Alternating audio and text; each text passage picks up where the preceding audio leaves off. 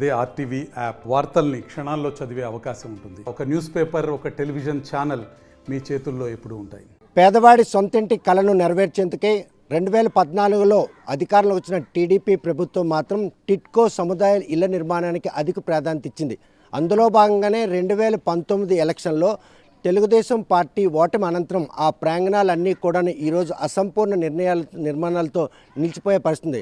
ఏవైతే 90% పూర్తయినటువంటి ఇళ్ళున్నాయో ఆ ఇళ్ల సముదాయాలు మాత్రం ఈరోజు ఆవాసంలో ఉన్నటువంటి వారందరూ కూడా సొంత ఇల్లు వచ్చిందన్న సంతోషం కంటే కనీసం మౌలిక సదుపాయాలు లేనటువంటి ఆ కాలనీలో ఎలా నివసించాలన్నటువంటి ఒక ప్రశ్న తలెత్తుంది. మరోవైపు చూస్తే కనుక రుణప్రాప్తైన లభించినటువంటి ఆ ఇల్లు మాత్రం ఈరోజు బ్యాంకు అధికారుల నోటీసులతో సొంతింటి కళ ప్రభుత్వం ఇచ్చింది అన్నటువంటి ఆ నెరవేరిందన్న సంతృప్తి కంటే ఈ బ్యాంకు అప్పు అద్దె చెల్లించుకునే పరిణామాలు చోటు చేసుకున్నాయి. అప్పట్లో 300 SFT అంటే ₹1 ఇల్లు, అదేవిధంగా 365 SFTలు 12,500 రూపాయలు చెల్లించి, అదేవిధంగా 430 SFT ఉన్నటువంటి ఇల్లు సముదాయానికి 7 లక్షల రూపాయలు ప్రభుత్వం ధర నిర్ణయించగా దాంట్లో సగం డబ్బులకు మాత్రం ₹2 ఇవ్వడం జరిగింది. ఆ రుణ తిరిగి చెల్లింపుల్లో మాత్రం ప్రతి నెల కూడాను అద్దె చెల్లించేటట్టు బ్యాంక్ అధికారులకు తిరిగి చెల్లిస్తున్నా కూడా అది రోజు రోజుకి రుణంగా పెరుగుతుందే తప్ప ఈరోజు ఆ ఇల్లు తమకు రాయితీలో దఖలైందన్నటువంటి సంతృప్తి మాత్రం లేకుండా పోయింది. ప్రస్తుతం మాత్రం శ్రీకాకుళం టౌన్ సమీపంలో పాత్రవలస వద్ద ఉన్నటువంటి టిట్కో ఇళ్ల సముదాయం దగ్గర మనం ఉన్నాం. ప్రస్తుతం చూస్తే ఇక్కడ 1280 మంది నివసించేందుకు మొత్తం బ్లాక్లన్నీ ఏదైతే 300 బ్లాక్ ఫ్రీ ఉన్నాయో అవి 480 ఇళ్ళు ఉన్నాయి. అదేవిధంగా 360 SFTకి 190 ఇళ్ళు, అదేవిధంగా 420 608 అంటే 1280 కుటుంబాలు నివసించాల్సినటువంటి లబ్ధిదారులు ఉన్నట్టు ఈ కాలనీలో ప్రస్తుతం మాత్రం కేవలం 300 మంది ఉన్నట్టు మాత్రం మన సమాచారం. ఎందుకంటే ఈ ఆవాసాలు ఉన్న వారంతా కూడాను సొంతిల్లు లేనివారు ఇక్కడికి వచ్చి సొంతింట్లో ఉన్న సంతృప్తి. కాకపోతే ఏవైతే ఖాళీ బ్లాక్లు ఉన్నాయో అవన్నీ కూడాను లబ్ధిదారులంతా కూడాను అద్దెలకు ఇతరత ఎవరు కూడాను వారికి ఎటువంటి ఐడెంటిటీ లేకుండా కేవలం 2,000 రూపాయలకు అద్దె చెల్లించి ఆ ఇళ్లలో ఆవాసం ఉంటా ఆ ఉన్నవారితో ఈరోజు సొంతింటికి వచ్చాం, ఈ ప్రాంగణాల్లో నిర్భయంగా ఉందామన్నటువంటి ఏదైతే ఆ కుటుంబాలను వారందరికీ మాత్రం ఈరోజు ఆవేదన వ్యక్తం చేసే పరిస్థితి ఉంది. ఎవరైతే సొంతిల్లు ఉన్నటువంటి ఆ ఇల్లులు ఉన్నాయో అద్దెలకు చెల్లించిన వారు వేలాపాలా లేకుండా కూడాను రాత్రి పగలు తేగడ రాకుండా కాలనీలోకి రావడం, ఫ్యామిలీలతో ఉన్న తమకు మాత్రం భర్తలు ఏదో ఉపాధి కోరంగా వెళ్తే లేడీస్ ఆడవాళ్ళు ఒంటరిగా ఉండాలంటే భయం కోల్పోయే పరిస్థితి. సొంత ఇల్లు వచ్చింది, సంతోషంగా కుటుంబంతో ఉందామన్నటువంటి వారి ఆశలు మాత్రం ఈరోజు అడియాసలు చేసినట్టు ఇంత పెద్ద మొత్తంలో ఇళ్ల సముదాయం ఉన్నటువంటి ఈ టిట్కో ప్రాంగణం చుట్టూ కూడా ప్రహరీ లేకపోవడం, ఎటువైపు నుండి ఎవరు వస్తారో ఎవరి ఇంట్లో చొరబడి ఎవరికి ఏం చేస్తారని భయం కూడా ఉంది. మరో చూస్తే ఏదైతే ఈ ప్రాంగణానికి వచ్చే ముందు ప్రధాన ముఖద్వారం దగ్గర మాత్రం ఒక శ్మశానం అనునిత్యం కూడా మృతదేహాలు కాలుతూనే ఉంటాయి. ఇక్కడికి రావాలంటే మాత్రం ఆ వాసన పట్టుకొని రావాలి. పిల్లలు కానీ గర్భిణీలు కానీ మహిళలు అటువైపు వెళ్తే ఆ శ్మశానానికి కాలుతున్నట్టు ఆ కలేబరాలను చూసి భయపడి ఈరోజు చాలా ఆవేదన పడే పరిస్థితి. ఇంతమంది ఆవాసం ఉన్నటువంటి ఈ ప్రాంగణంలో ఎందుకు ఇటువంటి పరిణామాలు ఉన్నాయి? వీరంతా కూడాను ఎన్నిసార్లు ఫిర్యాదు చేసినా ఎవరూ కూడాను వీరు మొర వినిపించకపోవడం ఏంటి? అసలు దీనికి సంబంధించినటువంటి ప్రస్తుతం మాత్రం లబ్ధిదారులు మనతో ఉన్నారు. అసలు ఈ రుణం ఎంత తీసుకున్నారమ్మా? ఎంతని మీకు ఇల్లు ఇచ్చారు? ఈరోజు ఇల్లు ఇచ్చిన తర్వాత ఎంత నెలకు కడుతున్నారు? నెలకి 4,500 కడుతున్నాను సార్. మాకేమన్నారు, ఇంటి తాళాలు ఇచ్చినప్పటి నుంచే ఈఎంఐ కట్టండి అన్నారు. కానీ 2019 నుంచే మాకు ఈఎంఐ స్టార్ట్ అయిపోయింది. ఇలా ఫోన్ చేసి ఏమనంటే వేలామేస్తామంటారు, లేదంటే నోటీస్ అంటించుకొని వెళ్ళిపోతున్నారు. అలా ఎలా వెళ్ళిపోతారు సార్? మాకు ఇక్కడ ఉపాధి కూడా లేదు. ఇక్కడ నుంచి వెళ్ళడానికే మాకు ఛార్జీలకే రావట్లేదు, మేము కష్టపడిన కష్టం అని చెప్పాము. చెప్పినా కూడా అవేం లేదమ్మా, మీరు కట్టక తీరంది, లేకపోతే వెళ్ళిపోండి, మీకు ఇలా ఇల్లు ఇవ్వడమే గ్రేట్ అనేసి అంటున్నారు. మరి ఫ్రీగా ఇల్లు ఇచ్చేటట్టు మాకు ఏం అనిపించింది సార్? SFT ఇల్లు మీకు దఖలైంది. అప్పట్లో రుణం ఎంత అన్నారు? అందులో రాయితీ ఎంత అన్నారు? అప్పట్లో 2,500 అన్నారు. అప్పుడు చంద్రబాబు హయాంలో మాకు 2,500 అంటేనే డబుల్ బెడ్రూమ్ పెట్టుకున్నాం. ఇప్పుడు వచ్చి 4,500 కట్టినా కూడా ఇప్పుడు 5,000 కట్టండి అమ్మా అంటున్నారు. అంతవరకు అయితే మేము కట్టలేం. ఇది వరకు మేము టౌన్లో ఉండేటప్పుడు 2,000కే రెంట్కున్నాము. ఇప్పుడుండి మాకు ఏం ప్రయోజనం ఉంది సార్? అంటే సొంత ఇల్లు వచ్చిందని సంతృప్తి కంటే ఈ రుణం కట్టడానికి మరి ఎంత కష్టమైపోతుంది. ఒకప్పుడు అతను తెచ్చే ఆదాయం మీద మేము బతికేవాళ్ళు. ఇప్పుడు తల్లినలుగురు కష్టపడినా కూడా మా ఆదాయం సరిపోవట్లేదు. ఈఎంఐ ఏం కడతాము, మా పిల్లలు స్కూల్కి వెళ్ళా పట్టుకెళ్తాము, ఏది ఆదాయం లేదు. ఇక్కడ నుంచి వెళ్ళాలన్నా మాకు ₹30 ఛార్జీ, టౌన్లోకి వెళ్ళాలంటే ఇట్టుండి 30 అటుండి 30 60 రూపాయలు అయిపోయినప్పుడు మాకు వచ్చే ఆదాయంలో ఏం మిగులుతుంది సార్? మేము ఇంటి అద్దె ఎలా కట్టగలం? ఇప్పుడు మా పిల్లలు స్కూల్కి తీసుకెళ్ళడానికి కూడా ఒక ఆదాయం లేకుండా అయిపోయి, ఇక్కడ స్కూలు లేదు, ఒక గుడి లేదు, ఏమీ లేదు సార్. మరి మేము ఎలా ఉంటున్నాం అంటే ఇక్కడ రెంట్లు కట్టుకోలేక అక్కడ ఇక్కడ కట్టుకోలేక ఇక్కడికి వచ్చాము. వచ్చిన మాకు ఉపాధి అంటూ ఏమీ లేదు. ఇప్పుడు వచ్చి మేము చాలా ఇబ్బందులు పడాల్సి వస్తుంది. సొంత ఇల్లని సరదా అయితే లేదు, బాధ అయితే ఎక్కువైపోతుంది. ఇప్పుడు ప్రతి ఒక్కటి కష్టపడుతున్నా అక్కడికే సరిపోతుంది మా సంపాదన. ఇంకెలా సార్? మా పిల్లలు పెంచుకోవడం మాకు ఎలా అవుద్ది? ఏమవుద్ది సార్? చూస్తే కనుక టిట్కో ఇళ్ళ నిర్మాణంలో 2019లో లబ్ధిదారుల ఎంపిక జరిగింది. కానీ ఇల్లు వారికి హ్యాండ్ ఓవర్ చేయడం 2003లో హ్యాండ్ ఓవర్ చేశారు. అంటే 2019 నుండి 3 ఏళ్ళు 4 ఏళ్ళకి సంబంధించినటువంటి రుణాన్ని కూడా వాళ్ళపై భారం మోపారు. అద్దెల్లో ఉన్నప్పుడే సంతోషంగా ఉండేవాళ్ళం, సొంత ఇల్లు వచ్చిందన్న సంతోషం కంటే సమస్యలు ఎక్కువగా పెరిగాయి. ఈరోజు 2500 రూపాయలు డౌన్ పేమెంట్ కట్టాలని సూచించేసిన బ్యాంక్ అధికారులు 5000 చెల్లించకపోతే అప్పిచ్చే పరిస్థితి లేదు. చూస్తే కనుక ఇప్పుడు ఈ కాలనీలో అందరి పరిస్థితులు ఇలానే ఉన్నాయి. అలాగే ఉంది సార్, అందరి పరిస్థితి అలాగే ఉంది సార్. మేము కట్టిన అమౌంట్ కూడా వడ్డీకే పోతుంది తప్ప అసలు అయితే తీరట్లేదు సార్. మేము ఎన్ని తరాలు అయితే కానీ ఈ అమౌంట్ మేము క్లియర్ చేయగలం చెప్పండి సార్? పేదరోధాన్ని లేదనిస్తే కదా మేము పెట్టుకున్నాము. కానీ వాళ్ళకేమో 500 ఇల్లు 4 లక్షల రూపాయలు కేటాయిస్తే అదేమో రూపాయికే ఫ్రీగా ఇచ్చేసారు సార్. వాళ్ళకి కూడా 2,65,000 అమౌంట్ కట్టమన్నారు, కానీ ఆ హయాంలో ఇచ్చారు. ఇప్పుడు మేము అదే తీరుగా అదే 4 లక్షలది మాకు సగం మాఫీ అయినా చేయమంటున్నాం, లేదా 4 లక్షలది ఫుల్గా క్లియర్ అయినా చేయమంటున్నాం సార్. 2019లో మీరు లబ్ధిదారులకు గుర్తించిన తర్వాత 2003లో మీరు గృహప్రవేశం చేయడం జరిగింది. 23లో అంతే సార్. చేసిన తర్వాత 4 ఏళ్ళకి సంబంధించినటువంటి మీ డౌన్ పేమెంట్ ఏదైతే ఉందో దాన్ని వడ్డీ రూపంలో ఈరోజు బ్యాంక్ అధికారులు మీకు వసూలు చేస్తున్నారు. అవును సార్, అదే సార్ చేస్తున్నారు. 2 లక్షలు ఎన్పీలోకి వెళ్ళిపోతుంది, 20,000 కట్టండి. ఎన్పీలోకి వెళ్ళిపోతుంది, 30,000 కట్టండి. దయచేసి కట్టండి అమ్మా, లేకపోతే మీ ఇంటికి వచ్చి తాళాలు వేస్తాము, నోటీసులు పంపిస్తాము, ఎలాగైనా ఇది మీరు కట్టాలి, మేమేం చేయలేము, ఇది పైనుండి ముందు జరిగిపోయింది, ఇప్పుడు మేమేం చేయలేము, కాకపోతే మీరు పైకి గవర్నమెంట్కే మీరు మాట్లాడుకోండి తప్ప మా చేతుల్లో ఏం లేదని బ్యాంక్ వాళ్ళు చేతులు ఎత్తేసారు సార్. తెలుగుదేశం పార్టీ హయాంలో ఈ ఇల్లు నిర్మాణం జరిగి మళ్ళీ ఈరోజు తెలుగుదేశం పార్టీ కూటమి ప్రభుత్వం వచ్చింది. మీకు వచ్చినట్టు ఈ సమస్యను పరిగణనలు తీసుకోవాలంటే ఎవరు మీరు ఈ సమస్య మీద మొరపెట్టుకుంటారు? మళ్ళీ చంద్రబాబు నాయుడు గారు వచ్చారు కాబట్టి ఆయనే మా సమస్య తీర్చాలి సార్.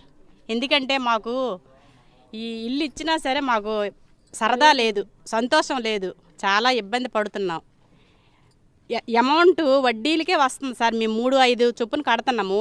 మొత్తం 2,800 2,900 మొత్తం వడ్డీకే వెళ్తుంది. మిగతా 300-400 అసల్లోకి వెళ్తుంది సార్. ఈ అమౌంట్ మరి మేము ఎప్పుడు కట్టగలం సార్? మాకు మాఫీ చేయాలనేసి మేము కోరుతున్నాం సార్. చూస్తే కనుక అప్పట్లో ఏదైతే రూపాయి ఇల్లు ఉందో అది కేవలం 300 ఎస్ఎఫ్టీ, అంటే నిరుపేదలకి. 365 ఎస్ఎఫ్టీ ఇల్లు మాత్రం 12,500 రూపాయలు డీడీ రూపంలో చెల్లించారు. 430 ఎస్ఎఫ్టీ ఏదైతే ఉందో దాన్ని మాత్రం 1,00,000 రూపాయలు డీడీ తీపిచ్చారు. తీపించిన తర్వాత 2019లో లబ్ధిదారులుగా గుర్తించిన వారికి 2023లో గృహప్రవేశానికి అనుమతులు ఇచ్చి వారిని అకామిడేట్ జరిగింది. అప్పటి నుండి 19 నుండి కూడా మొత్తం వడ్డీ రూపాయన వసూలు చేస్తున్నారు. ఈరోజు సొంత ఇంట్లో ఉంటూ అద్దె చెల్లించుకోవాల్సిన దుర్గతి మాత్రం టిట్కో అవసరం ఉన్న ఇళ్ళందరూ కూడా కనిపిస్తుంది. ప్రస్తుతం మాత్రం సొంత ఇల్లు ఉన్న వారందరూ కూడా ఇక్కడ ఉంటున్నారు. ఇతరత్రుల వాళ్ళు కూడా ఎటువంటి ఇబ్బందులు ఇక్కడ ఉన్నాయి? నిర్భయంగా ఇళ్లలో టిట్కో ఇళ్ళలో ఉండే పరిస్థితి ఉందా? హౌస్ వాండర్స్ ఎవరున్నా అంటే ఎవరికైతే ఇల్లులు లేవో వాళ్ళు వచ్చాం సార్. కానీ కొంతమందికి అడుగుతుంటే హౌస్ వాండర్స్కి ఏంటంటున్నారంటే అక్కడికి వస్తే మాకు జీవనోపాధి లేదు, మేము దాంతాలుగా మంత్లీ ఇది ఇన్స్టాల్మెంట్ మేము ఎలా కడతాం, అందుకే రావట్లేదు ఇక్కడికి అనేసి ఎవరికో స్టూడెంట్స్కి ఇచ్చేస్తున్నారు. వాళ్ళు ఒకళ్ళు ఇద్దరు అని దిగుతారు సార్. దిగి అందులో ఒక 5-6 ఉంటారు.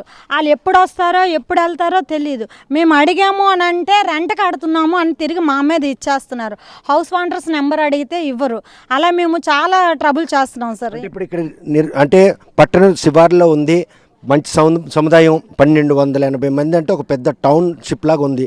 కానీ నిర్భయంగా జీవించే పరిస్థితులు పరిణామాలు ఉన్నాయి? లేదు సార్, అది మాత్రం మాకు లేదు. ఎందుకంటే రోజుకొక ఇది మాకు ఉంటుంది, ఇక్కడ రోజుకొకలాగా ఉంటుంది భయం మాకు. అంటే ఎలాంటి భయాలంటే అంటే అది బళ్ళు తీస్తారు, బళ్ళు మళ్ళీ హ్యాండిల్ లాక్లు అదే వేరే తాళాలు పెట్టేసి మా బళ్ళు తలకు లాక్లు ఇది చేసేస్తారు, ఆయిల్ తీసేస్తారు. ఏది బయట ఉంచినా మాకు భయం అనమాట. ఏ విధంగా కూడా సేఫ్ లేదు సార్. అన్ని విధాలుగా మేము ఇబ్బంది పడుతున్నాం. ఈ ప్రాంతంలో ఎవరైతే సొంతింటి కాకుండా అద్దెకున్న వాళ్ళు గంజాయి వంటి అసంఘటిత కార్యక్రమాలతో పాటు అదేవిధంగా వ్యభిచారం వంటివి కూడా పాల్పడుతున్నారని ఉదంతులను అటువంటి పరిణామాలు ఏమైనా మీ దృష్టికి వచ్చాయి ఈ విషయంలో? మాకు వ్యభిచారము అని అంటే ఇక్కడ ఎవరు లేరు సార్. మేము చూస్తున్నాము, మాకు ఆ ఇబ్బందులు అయితే ఎట్లేదు. ఆ మధ్య పోలీసులు వచ్చారు, గంజాయి బ్యాచ్ ఇక్కడ ఉన్నారు అనేసి రేడ్ అయింది, ఎవరో ఉన్నారు అనేసి మరి పట్టుకెళ్ళారు అన్నారు. కానీ మాకైతే వ్యభిచారము అనేది మాత్రం మా కాలనీలోని ఏ విధంగా ఆ ఇబ్బంది మాత్రం లేదు. కొత్త వారు వస్తున్నారు, రెయిన్బౌళ్ళు మహిళలను తేవడం కూడా ఇటువంటి కూడాను బయట ఉన్నారు. వారి గురించి మీకు ఎటువంటి బాధ? అది ఏంటంటే ఈ స్టూడెంట్స్ వస్తున్నారు, ఎవరెవరికో తెస్తున్నారు సార్. అంటే ఆ లేడీస్కి మేము అడిగాము అని అంటే మా వైఫ్ అంటున్నారు, రోజుకొక వైఫ్ తేరకదు సార్. అలాగా మేము అడిగితే తిరిగి అది మా మీద తిరగబడుతున్నారు. ఆ ఇబ్బంది కూడా మేము ఇక్కడ పడుతున్నాము. చూస్తే కనుక ప్రస్తుతం ఈ టిట్కో హౌస్ నిర్మాణ ప్రాంగణంలో ఈ సముదాయంలో మాత్రం చాలా ప్రాంతాల నుండి వచ్చి ఆవాసం ఉంటున్నారు. కనీసం మౌలిక సదుపాయాలు లేవు. చాలా ఇప్పుడు ఆర్థిక భారం కూడా పడింది. అందరూ ఉపాధి నిరుపేద మధ్యతరగతి కుటుంబాలకు సంబంధించిన ఎటువంటి సమస్యలు ఇక్కడ ప్రస్తుతానికి తిష్టేసి ఉన్నాయి. ఈ సమస్యలు అతిక్రమిస్తే ఇక్కడ ఆవాసంగా ఉంటుంది. విషయం ఏంటి సార్, చుట్టూరు కాంపౌండ్ వాళ్ళు లేదు సార్ ఇక్కడ. అంటే ఎవరు వచ్చి ఎవరు బళ్ళు దొంగలు ఆడుకొని వెళ్ళిపోతున్న విషయం ఏమీ తెలియదు. ఒకటేంటి ఫ్రంట్ గేట్ ఒకటి లేదు సార్. అంటే లోపలికి ఎవరు వస్తున్నారు అడిగిన వాళ్ళు కూడా లేరు సార్. అడిగిన వాళ్ళు కూడా లేరు. ఏంటంటే ఈ కంపెనీ దారులు సెక్యూరిటీ గార్డులు ఒక 5 ఉన్నారు సార్. వాళ్ళు అడిగితే మా ఇష్టం, మేము వెళ్తాం, మీరేంటంటే మీకు పొడుస్తాం, మీకు కొడతాం, మీరు అడగడానికి వీలు లేదని సెక్యూరిటీకి వాళ్ళకి వార్నింగ్ ఇస్తాను సార్. అది లేకపోవడం వల్ల చాలా ఇబ్బంది ఉంది సార్. ఎవరు వస్తున్నాయో తెలియట్లేదు విషయం అనేది. ఇప్పుడు ఏంటంటే మీ కాలనీ తరపున మీ సొంతగా సెక్యూరిటీ పెట్టుకోవాలి సార్. ఒకటి పోలీసు రీడింగ్ కూడాను సరిగ్గా రావట్లేదు, ఎప్పుడో వస్తానో వెళ్ళిపోతున్నారు. అలాగే ఎవరింట్లో ఎవరు వస్తున్నారో తెలియట్లేదు విషయం ఏంటనేది. ఇక్కడ జనరల్గా దగ్గర ఉండడం వల్ల సార్ కొంతమంది రెంట్కి ఇచ్చేస్తున్నారు, ఒక 2000 3000కి. అంటే ఈఎంఐ ఎలాగైనా కట్టబడుతుందని. ఆ ఇంటికి ఎవరు వస్తున్నారో కూడా తెలియట్లేదు. మొన్న ఆ విషయం గురించి అడిగాను, అమ్మాయి ఇలాగా వేరే వాళ్ళు వస్తే ఇక్కడ అవ్వదు, ఇక్కడ నచ్చితే నాకు తెలిపోండి అని ఓనర్ కూడా పిలిపించి అడిగాం. ఇలాంటివన్నీ కార్యక్రమం జరుగుతున్నాయి సార్. ఇవన్నీ మనం అరికట్టాలి.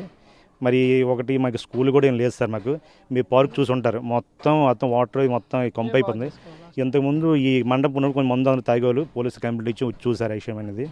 ఇవన్నీ చాలా ఇదిగా ఉంది సార్. ఇవన్నీ మనకి అరికట్టాలి విషయం అనేది. ఒకటి మనకి అంగళబెట్టి లేదండి, ఒక గుడికి మాకు ప్లేస్ కూడా అడిగాం, ఆ ప్లేస్ గురించి ఇవ్వాలి. మిగతావన్నీ మాకు చేస్తే బాగుంటుందని. చూస్తే కనుక 1280 మంది కుటుంబాల ఆవాసం ఉంటున్న టిట్కో సముదాయంలో మాత్రం అడుగడుగున సమస్యలు మాత్రం వారిని వెంటాడుతున్నాయి. కనీసం మౌలిక సదుపాయాలు లేనటువంటి పరిస్థితులు నెలకొన్న తాము సొంతిల్లు వచ్చిందన్నటువంటి ఆనందం కంటే ఆ ఇంటికి ఇచ్చిన రుణాన్ని వడ్డీ రూపంలో నెల చెల్లించి అద్దె చెల్లిస్తూ సొంత ఇంట్లో ఉండేటువంటి పరిణామాలు చోటు చేసుకున్నాయి. మరోవైపు చూస్తే 1280 మంది ఆవాసం ఉన్నటువంటి ఈ ఫ్లాట్లో ఇల్లు లేని వారందరూ వచ్చి ఇక్కడ ఆవాసం ఉంటున్నారు. ఎవరైతే లబ్ధిదారులు సొంత ఇల్లు ఉండి కూడా కొంతమంది ఇల్లు పొందిన వారు వారు మాత్రం ఇక్కడికి వచ్చి ఆవాసం ఉండకపోగా ఎవరికి పడితే వారికి అద్దెకి ఇవ్వడం, అద్దెకిచ్చిన వాళ్ళలో రైవింబావులు అన్న తేడా లేకుండా అనునిత్యం కూడా వేరే మహిళలను తేవడం, ఇటువంటి పరిణామాలు ఉన్నాయి.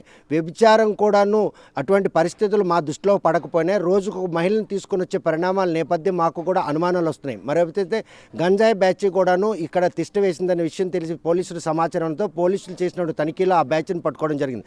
ప్రస్తుతం ఈ కాలనీకి మాత్రం చుట్టూ కాంపౌండ్ వాళ్ళతో పాటు ఏవైతే బడి గుడితో పాటు పార్కు పూర్తిగా నీట మునిగిపోయే పరిస్థితి. అంటే కనీసం మౌలిక సదుపాయాలు లేనటువంటి ప్రభుత్వం ఇచ్చిన టిట్కో ఇళ్లలో మాత్రం ఆవాసం ఉండాల్సిన దుర్గతి పట్టింది. ఈ విషయంలో తెలుగుదేశం పార్టీ హయాంలో ప్రతిష్టాత్మకంగా నిరుపేద పేదవారికి సొంతింటి కళ నెరవేర్చాలని చేసినటువంటి ఆ ప్రయత్నం 2019 నుండి 2024 వరకు వైసీపీ ప్రభుత్వం వాటికి పెద్దగా ప్రాధాన్యత ఇవ్వకపోయినా ఈరోజు కూటమి ప్రభుత్వం కొలువు తీరింది. చంద్రబాబు నాయుడు ముఖ్యమంత్రిగా ఉన్నారు.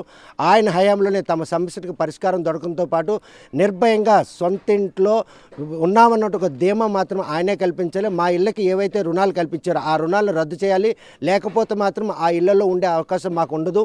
గతంలో అద్దెంట్లో ఉండే పిల్లలతో సరదాగా ఉండాలి, కానీ ఈరోజు మాత్రం ఇటు చెంపదెబ్బ గోడ దెబ్బ అన్నటువంటి సామెతలు తమ జీవితాలు మారాయి. పని చేసుకుంటే తప్ప ఇచ్చేసే పరిస్థితి లేని నేపథ్యంలో ఈ కాలనీలో ఈరోజు ఆవాసం ఉండాలంటే నెలకి 5,000 రూపాయలు అద్దె చెల్లించి, అంటే అద్దె బ్యాంకుకి ఈఎంఐ రూపంలో చెల్లించాల్సిన దుర్గతి పట్టిన తమ కుటుంబాలకు మాత్రం ఆర్థిక భారం లేకుండా పూర్తి స్థాయిలో ఈ మొత్తం అప్పును మాత్రం తీర్చాలని చంద్రబాబు నాయుడు కంకణం కట్టుకుంటే తప్ప తమకు సొంతిల్లు వచ్చిన సంతోషం కంటే మాకున్న సమస్య పరిష్కారం దిశగా ప్రభుత్వం ఆలోచించాలని చెప్పి వాళ్ళందరూ కోరుతున్నారు. మరి ఈ విషయంలో కూటమి ప్రభుత్వం తమ హయాంలో నిర్మించినటువంటి ఈ టిట్కో ఇళ్ళ ప్రాంగణంలో ఉన్నటువంటి ఇళ్ళ కుటుంబాలందరినీ ఏ విధంగా ఆదుకుంటుందన్న విషయం వేసి చూడాల్సింది. శ్రీకాకుళం జిల్లా పాతునవలస నుండి వీడియో జర్నలిస్ట్ రామకృష్ణతో సత్యం RTV శ్రీకాకుళం. మరిన్ని వీడియోస్ కోసం ఛానల్ ని సబ్స్క్రైబ్ చేయండి, లేటెస్ట్ అప్డేట్స్ కోసం వాట్సాప్ ఛానల్ ని ఫాలో చేయండి అండ్ లింక్ డిస్క్రిప్షన్ లో ఉంది.